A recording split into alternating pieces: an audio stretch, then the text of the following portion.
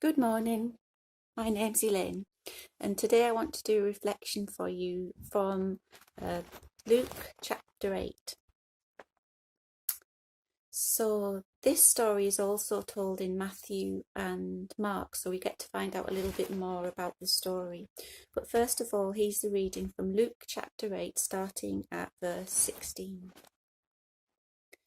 No one lights a lamp and puts it under a bowl or under a bed. A lamp is always put on a lampstand, so that people who come into a house will see the light. There's nothing hidden that will not be found. There is no secret that will not be well known. Pay attention to how you listen. Everyone who has something will be given more, but people who have nothing will lose what little they think they have.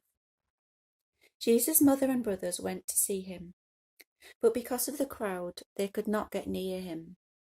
Someone told Jesus, "Your mother and brothers are standing outside and want to see you." Jesus answered, "My mother and my brothers are those people who hear and obey God's message." One day, Jesus and his disciples got into a boat, and he said, "Let's cross the lake." They started out, and while they were sailing across, he went to sleep. Suddenly, a storm struck the lake, and the boat started to sink. They were in danger. So they went to Jesus and woke him up. "Master, Master, we're about to drown." Jesus got up and ordered the wind and the waves to stop. They obeyed, and everything was calm. Then Jesus asked the disciples, "Don't you have any faith?"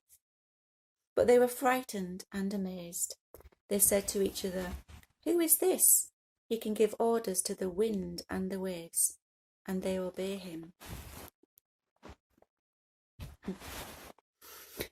As I read this story, I thought I would focus on Jesus calming the storm. And I also got some favourite Bible verses come to me as I went along, so I hope that will be helpful to you too. It seems that Jesus wanted some rest away from the crowds after he had finished teaching.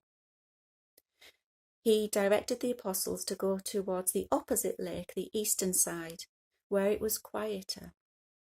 Not long after they'd set off, a storm came.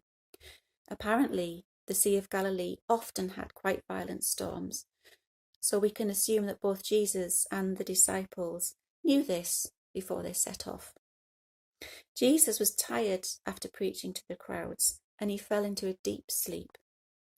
He wasn't woken by the storm, but the disciples became very frightened. I must admit that I would be the same if I was on a very violent storm in a boat, and if the waves were getting very high. The disciples became so afraid, they thought they might drown, so they woke Jesus up. Jesus then told the wind and the waves to stop, and immediately there was calm. Jesus is clearly disappointed at the lack of faith from the disciples, but the disciples are amazed at his power. Who is this that can stop the wind and the waves? Jesus, when he was on earth, needed rest and respite, just like us. When we become tired or weary, we need a rest as well. And this reminded me of a lovely promise from Jesus. "Come unto me, all who are weary and burdened, and I will give you rest." The disciples, just like us, often lacked faith. Even though they had seen Jesus perform miracles, they were still amazed when he calmed the storm. We should take heart that even those who lived alongside Jesus and witnessed his amazing teachings and miracles still find it difficult to always trust him. I think Jesus' message is here.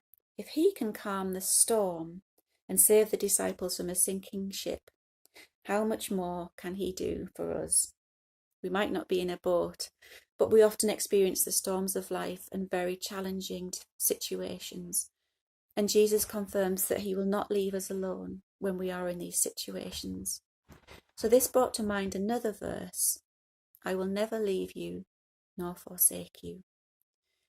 In these difficult and challenging times, and sometimes frightening times, we can always take comfort that Jesus is always with us, and we can trust him even if we have little faith, to always help us through these challenging times. Let's finish with a short prayer. Father, when we are weak and lack faith, please carry us through. May we always know your presence, and may we have purpose to live out your love and share it with others. May your kingdom come. Amen.